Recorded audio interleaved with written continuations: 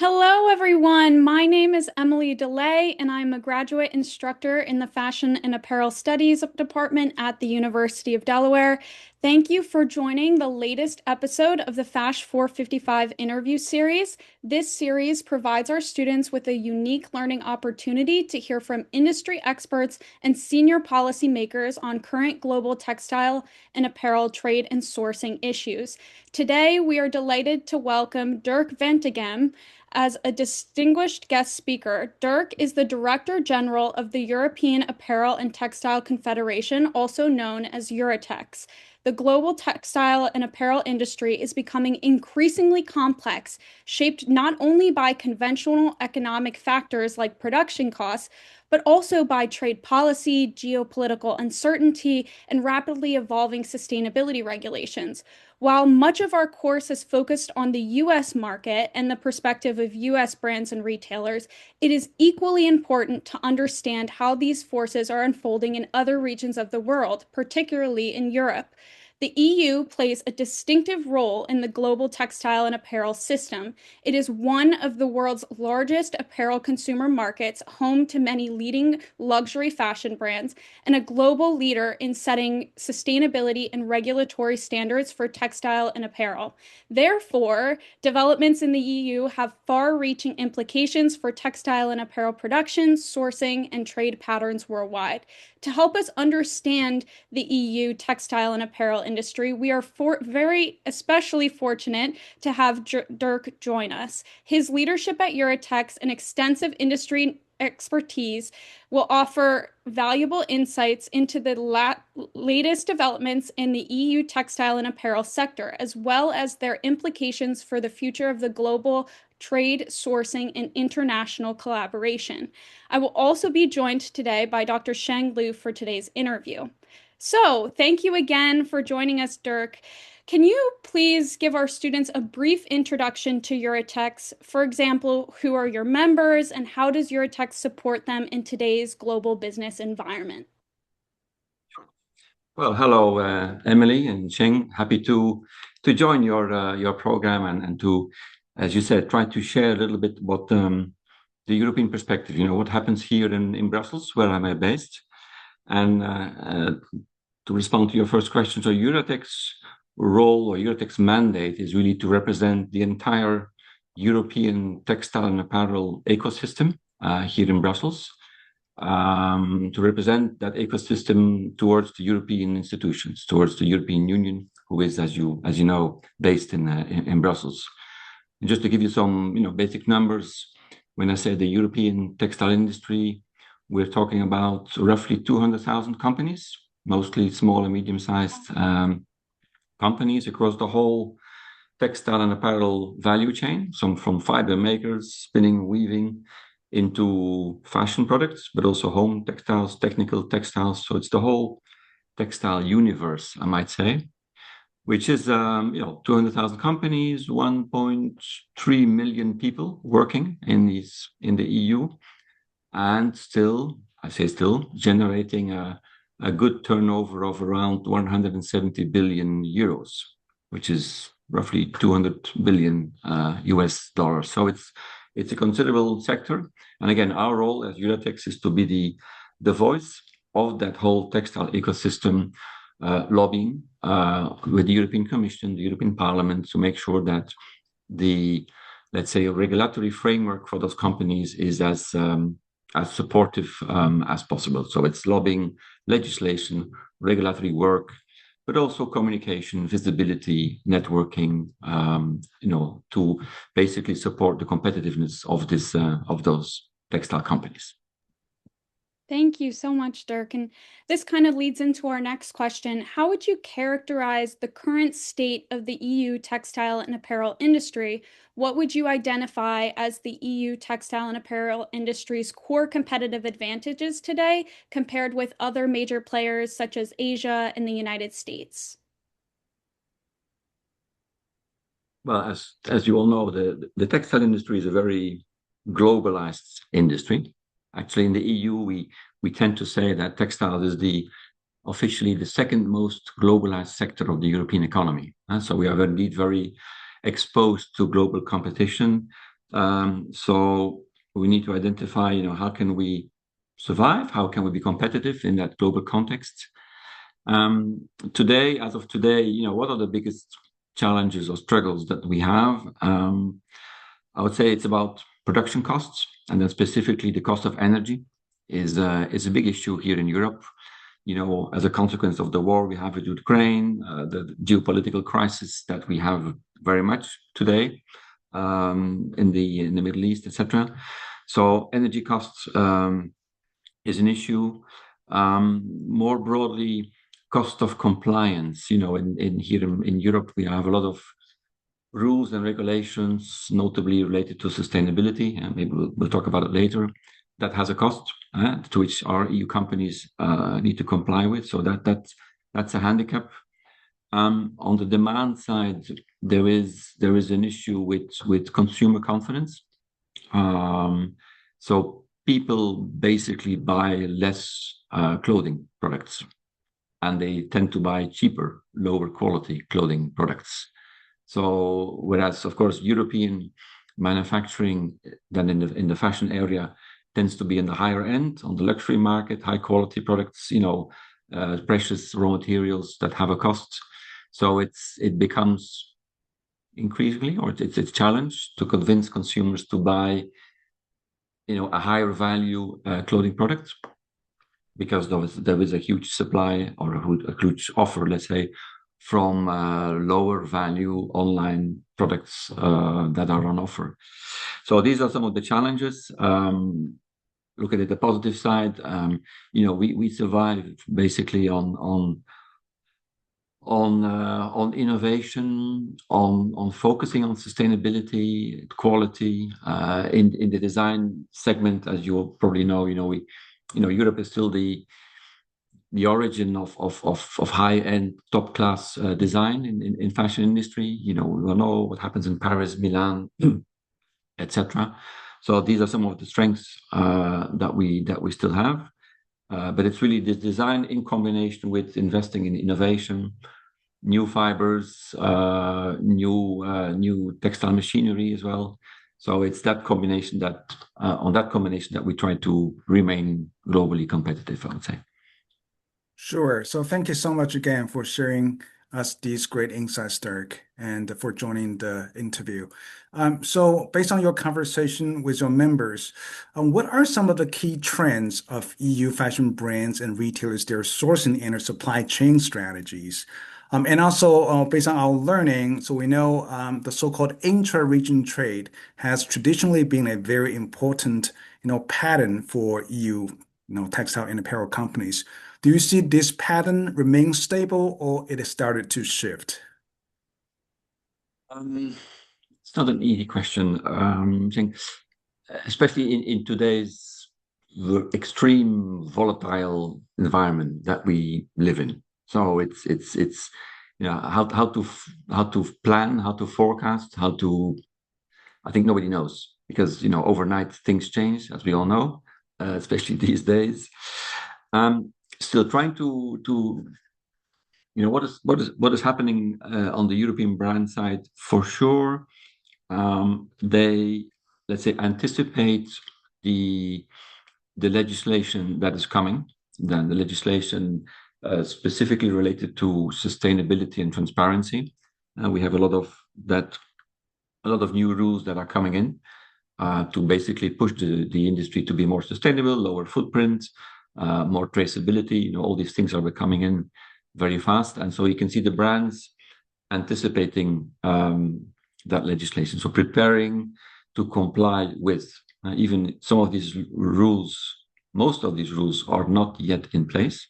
They are being negotiated. We are actually trying to lobby on them as we speak, but they will come for sure, one way or the other. And so many brands are preparing for that. That means they will already today impose on their manufacturing sources, they will impose higher sustainability standards, more transparency, more compliance with labor standards, with obviously sustainability standards, chemical restrictions that are coming. So that's one let's say important trends, I would say. The second one is diversification. And again, in response to this turmoil that we see, and related to that, many brands want to reduce their dependency on a single sourcing country. Not to name the countries, but we all know, there are some important sourcing countries in East Asia.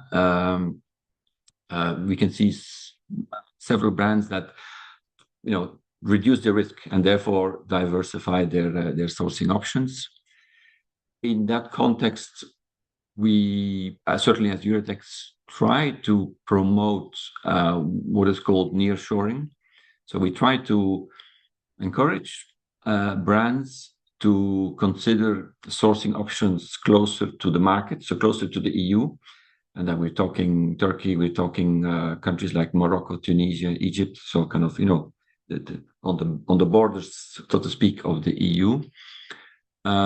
Because it helps to reduce their footprint, it helps to diversify their sourcing, it helps to reduce our dependency. Here in Brussels, there's a lot of discussion, but I think also in the US, by the way, on how to reduce these external dependencies.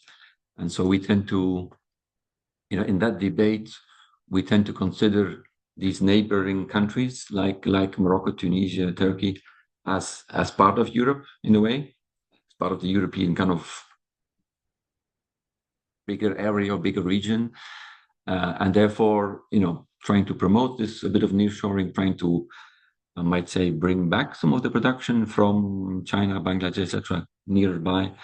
That is happening to some extent as well. So these are some of the trends, I would say, that are currently happening. Thank you so much, Dirk, and all of what you're saying is just so fascinating. So, building on the previous question, how are rising trade tensions such as U.S. tariff hikes and broader geopolitical risks affecting EU textile and apparel companies? What strategies are the EU textile and apparel companies adopting to manage these risks? So, you mentioned globalization as one of them. Yeah. Obviously, maybe let me emphasize that we're very concerned what happens in Washington. And we do not appreciate the kind of tariff war that your president has launched. Let that be clear. Because, well, let's say there is a direct impact and there's an indirect impact. The direct impact, European textile industry is exporting close to 8 billion euros a year to the US market. US is top 3 in our export sales. And therefore, if US is imposing tariffs, whether it's 15% or 20 or 25, and it changes by the week, that's not good for business. That's clear. More broadly, let's say the indirect impact is, of course, that all this tariff wars, escalations, retaliation creates such a climate of uncertainty, which for the business uncertainty, as we all know, is bad. How do you source? Where do you invest? I was literally half an hour speaking to one of my board members, high quality German kind of apparel manufacturer, who is selling a lot to the US, by the way, and who tells me literally, Dirk, I don't know what to do now, because maybe tomorrow he decides on something else. And so the whole uncertainty is a problem linked because of the uncertainty on the business side.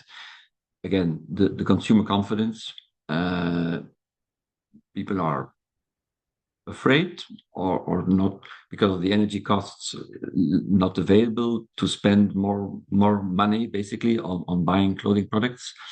So it creates a whole environment, both on the manufacturer side and on the demand side, so on the consumer side, that uncertainty, which is basically bad for the industry. So what we can only hope for is to bring back some common sense, I might say, some stability in global relations, and that would bring back some confidence, with the consumer to basically go to the shop and buy some new garments, for the manufacturer to have more stable relations with their sourcing options. That's the world that we all hope to come back sometime. Whether it will come back, that's maybe another question, but let's see. Yeah, sure. Thank you so much for sharing these very helpful EU perspective. So let's move on to a related but a little bit different topic, that is trade agreements or trade preference program. So I know that unlike the case in the US, EU actually, allows many countries to export apparel to the EU market duty-free or enjoy the preferential duty treatment, including countries like Bangladesh, Vietnam. So based on your conversation with your members, how have these trade agreements affected EU textile and apparel companies? Like, do they see these trade agreements as a new sourcing opportunities, or will intensify the competition in the EU market? Thank you. It depends who you ask. Is the easy or not the easy? Is the short answer. But it's true. The EU has a tradition. Traditionally, it's a very open market, and the EU wants to keep it that way. Euratex, we want to keep it that way, with one important change, or it's not a change. It's like a nuance, as we say in French, which is that there is increased pressure, also from us, to say, let's keep those markets open. So let's maintain free trade, but let's insist more clearly on the fair trade. And with fair, it's about making sure that wherever a product has been made, it does comply with the high sustainability and social standards that we want to have ourselves. So the basic, but the fundamental reasoning is, if you're pushing, let's say, European industry to be more sustainable, everybody else has to come along. Otherwise, we are creating a problem of unequal, of unfair competition. Right. So that is like the challenge. A level playing field, like creating the level playing field is the buzzword that every time comes back, but it's fundamentally important, because if we cannot guarantee that level playing field, so kind of the fair competition, same rules for everybody, which implies a proper market surveillance. So we need to check better that the products that are coming in do comply with those standards. And therefore, there's a lot of discussion these days about market surveillance, quality control, strengthening the customs authorities. The important difference, I might say, I think, with US is that we are pushing for this more stricter, stronger control, but keeping the market open. Our agenda is not to build a big wall around Europe, because we understand we are dependent on external supplies for textile and apparel products, for raw materials. So we want to keep this kind of free trade, but we insist more than in the past on the fair trade. So therefore, more strict control at the border, or even at the source, where a product has been made, again, to make sure that we are all competing in the same at the same level. In that context, or within this spirit, I would say, the EU is indeed very actively engaging on what they call a trade diversification strategy. In response to your president's, tariff war, the EU has been accelerating free trade negotiations with other parties. And again, if I simplify a little bit, if trade between EU and US is becoming more complicated, the European reasoning has been, okay, let's talk to other partners around the world, and let's make new friends, so to speak. And new friends, you probably heard that. We have finally concluded this agreement with Mercosur, South America, Brazil, Argentina, as the main countries, which creates a very big market. We have concluded a free trade agreement with India, which is a huge market. They have concluded negotiations with Indonesia. the Commission is negotiating with some ASEAN countries, is negotiating with the United Arab Emirates. So there are a lot of negotiations ongoing to basically establish these new partnerships, which again are in those agreements are trying to respect this free but fair trade principle. So it's obviously about bringing tariffs down. It's often, when it comes to textiles and apparel, promoting what we call the modernized rules of origin, obviously often linked to double transformation, but insisting a lot on sustainability chapters. So again, let's do business together, but we want these partner countries to respect the same sustainability standards that we impose on ourselves.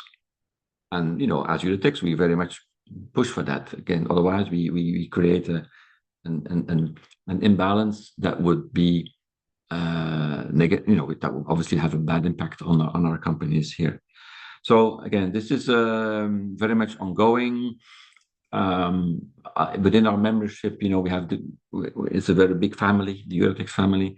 Some members are sourcing from those countries, so they are obviously very much looking forward to the opportunities, coming from those FTAs. Other companies have still more the entire production in Europe. Obviously, they're a bit more reluctant, or they're a bit more careful.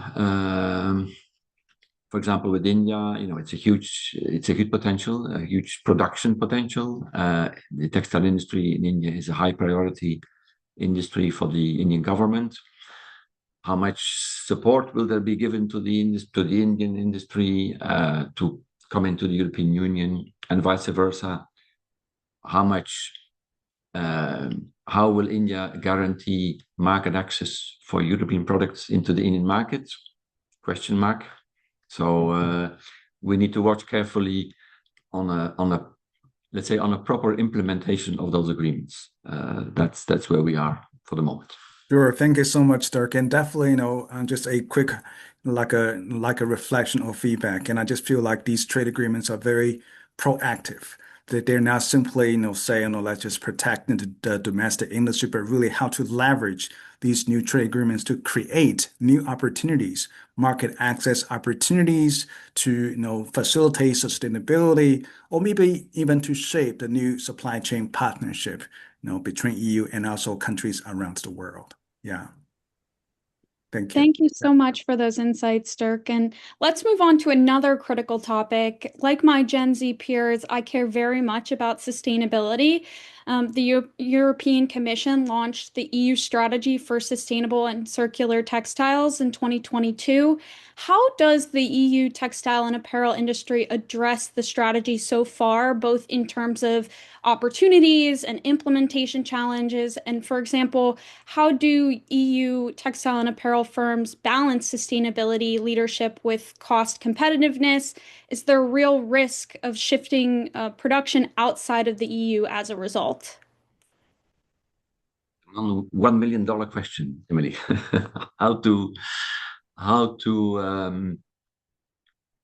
Seriously, it comes down to that. How do we reconcile a genuine move towards a more sustainable textile industry and remain globally competitive?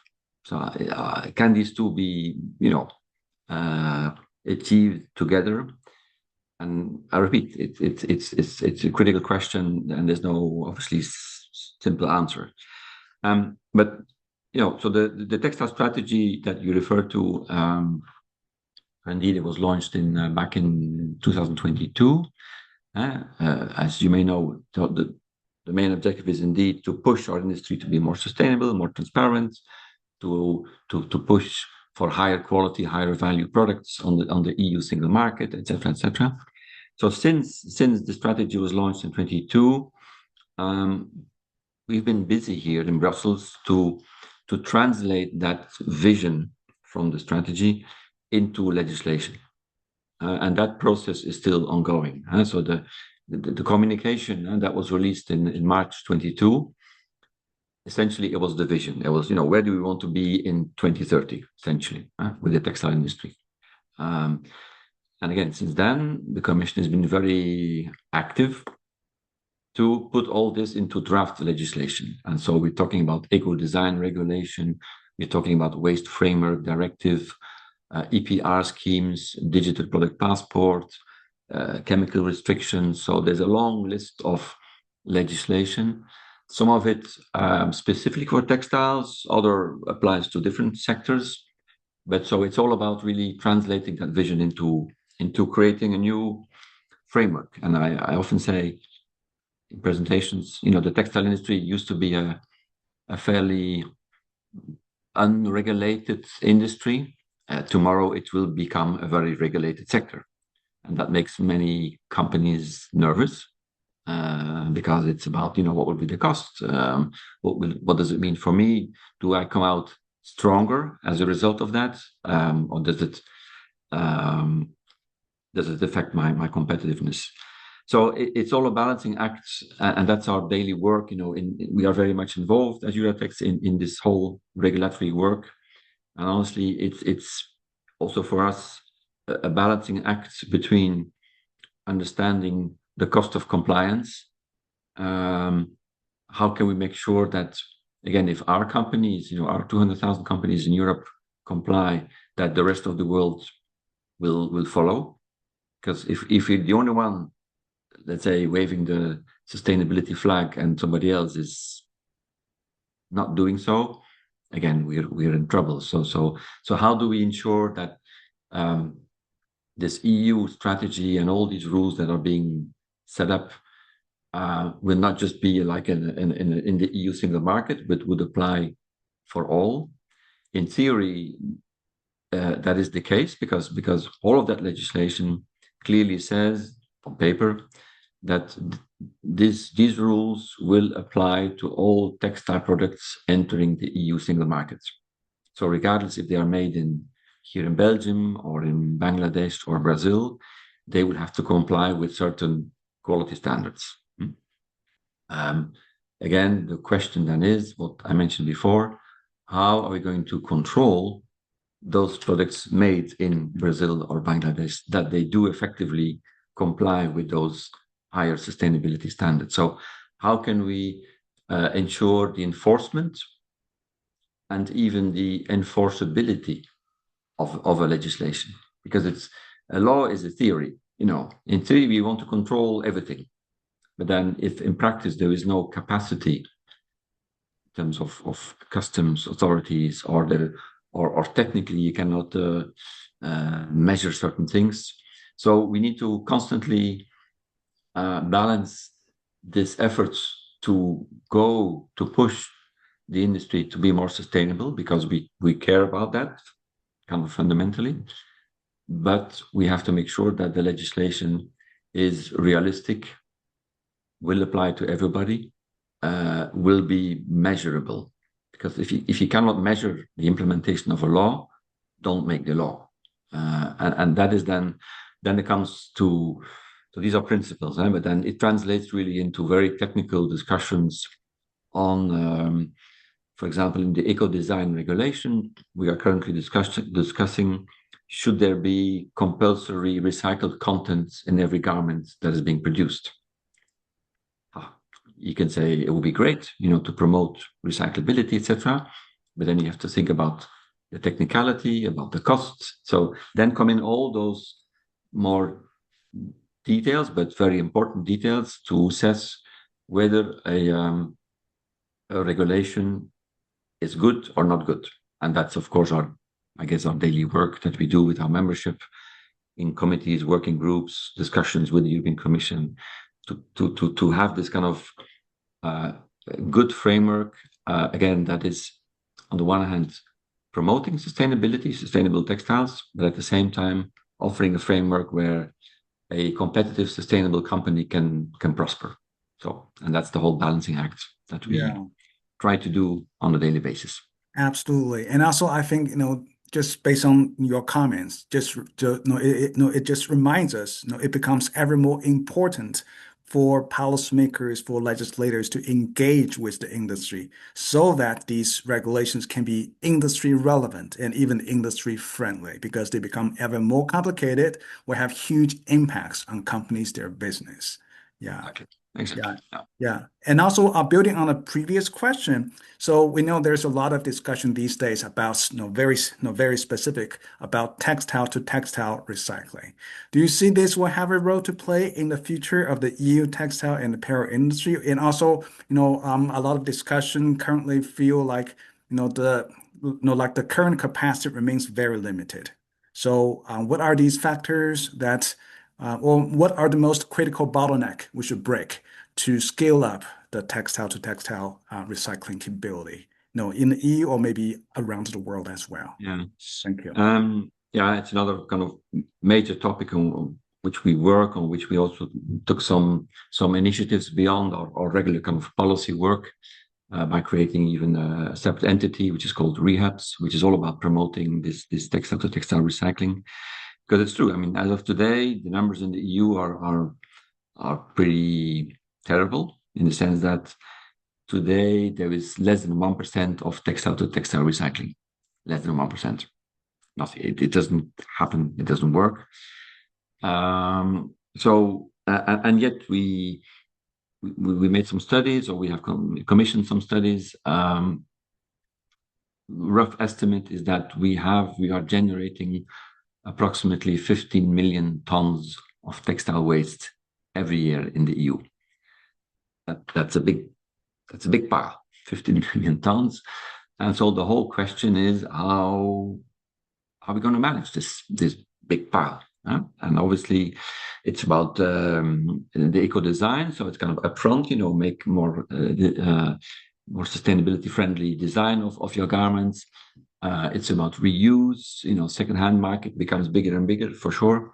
In the end, it will come down to recycling, or at least a big fraction of that. And so we, as I said, have several initiatives, studies. What are the bottlenecks to basically to go from 1% to 10, 20%? It's about investment. We actually released a study recently making some estimate that we would need roughly 10 billion euros of capex and 5 to 6 billion of operational expenditures every year to build up that capacity. So where do we get that money?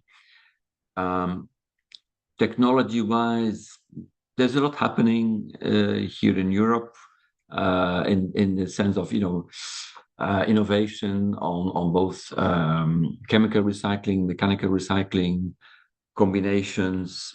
We see some great startups, small companies that are really have developed a new technology. So you can see a lot of things happening. Companies that have grown very fast in the recycling business, that have failed, that have started again. So it's a very dynamic kind of universe, but technology is moving, I would say, very fast. And I would say today is no longer the biggest bottleneck, to upscale our recycling capacity. The main bottleneck is demand. Is demand for recycled contents, and that is linked to the legislation that we discussed before. Again, today on the table is that discussion. Will the European legislator impose recycled contents for all garments? Yes, no. How much for every type of garment, or only for some parts of garments? So there's a lot of discussion also within this house, within Euratex, with our members. Again, depending on where they are in the value chain, you get very different perspectives. But there is consensus that if we really want to give a push to have bigger demand for recycled contents, legislation will be important. Because the problem, as you probably know, is that the cost of recycled fibers is higher than the cost of virgin fibers. It's double or sometimes more than double. And therefore, if you leave it to the market, if you leave it to the brands, to be clear, who are under pressure, under competitive pressure, among themselves. It's very difficult to take off if your cost is double as much as somebody who is using virgin fibers. So as long as this market inequality is there, we have a problem, and therefore legislation. So some kind of pressure that could come under this eco-design regulation, that could come into some other systems, EPR fees. There are different ways that can be brought into the picture, but I think everybody agrees that we need some external push to create a demand for sustainable textiles. Because as of today, if you leave it to the market as it is today, even volumes will go bigger, technology will become more efficient. The cost of recycled fibers is substantially higher than virgin fibers, and that there ends the discussion with the brands. Some brands, as you know, will engage a bit more on sustainability, will be using recycled fibers, but it'll be a small portion, a small fraction to put in the front of their, of the shop, but the big volumes are cost driven and therefore using virgin fibers. So again, a lot of elements, investment is needed, capacity is needed, and we launched this Rehabs initiative, which is basically creating because that's another element. We're trying to create a circular value chain, which is quite new for the textile industry. So we're having collectors and sorters, recyclers, brands, spinners and weavers talking together, which before they were not used to talk to each other, I would say. So to talk to each other and to create a circle of confidence, to say, look, if I take your textile waste, I treat it, whatever, I have a deal with my next partner, in that circular value chain, like takeoff agreements, because everybody's looking, what's coming in and what do I have a market to sell in that circular chain, right? And so what we do with Rehabs is we create that circular value chain to increase confidence and to help them to make agreements within, offtake agreements. Okay, you collect so many tons of textile waste. If you sort and recycle, I promise to take, to buy your stuff, simplified. So we need to have that confidence creation in the textile ecosystem with the legislation that will give a push, with some continued investment in innovation, with the market, the financial markets coming in, the banks seeing the business case and then coming up with the necessary investment support. So it's all those elements together. I hope, believe maybe that we will be able to move from 1% to 5-10% as we go forward. Well, this is so helpful. It's a complex journey. That's for Totally sure. agree. Totally agree. And also, these days where, when we have the conversation with US based brands, retailers, and they also mention, one is, they have to achieve cost neutral, or cost neutral remains very important, for them, to, do textile recycling, and related, circularity, initiative. And the second is, I totally agree, this legislation can be a very important tool to create incentives. So business definitely, attach very importance to, incentive, the signal from legislators. And also I want to add, the consumer can also be a very important force here as well. Despite of the, for example, based on our study, despite of the higher production cost of making recycled materials, but consumers somehow do not see the value. They feel, recycled materials like older stuff, I'm not going to pay the sustainability premium for such products. So of course, educating them, help them see the value, maybe not the product itself, but how it can save the water, the energy usage, and encourage them to, see the value of clothing containing recycled materials can be equally important. Yeah, totally agree. And that's where because I mentioned it, that's where the whole transparency chapter comes in. As you know, we have the digital product passports coming up. I think also in the US, it's now part of the discussion. Some of our members hope that by creating more transparency, how a product was made, what was its footprint, etc., it will help to convince at least some consumers to pay us a premium, because it's generally more. It's not a fake. It's not greenwashing. It's I can read what has been the footprint, how was it made, etc. That there is some recycled contents which has a value. So this whole transparency exercise, maybe with a bit of marketing, would hopefully help to create a bigger market. But here we have to remain, I think, cautious in the sense that the how to say, the larger share maybe of the consumer is looking at the price tag, and maybe we cannot blame them for many people, who have maybe limited capacity to purchase. We can't blame them for if they can get a €3 or $3 t-shirt. Why should they pay $10? From a social perspective, it's something to be careful about, at least. Yeah. Definitely. I echo all those thoughts. Thank you for sharing that. And my last question for you is, where do you see the most practical opportunities for stronger U.S. EU collaboration in the textile and apparel industry? Specifically, are there specific areas such as sustainability standards, supply chains, or trade policy where alignment is particularly crucial? Well, as I think, as we said before, I wish we could come back to some normal relations between the EU and US. We can hope for that. We can try to push for that. Not easy, obviously. But more specific. I mean, I think the first element to emphasize or to be conscious about is that if you take the EU and the US markets together, that is a huge power or influence. So it would indeed be very important that together we set common standards for the textile industry. If we're setting our standards here with this EU legislation, US is kind of following some states, California, whatever. But if there can be, if we can have some kind of consensus to agree on what those sustainability standards would be between EU and US, I'm quite sure that the rest of the world will follow, will have to follow, because that's where the consumers are.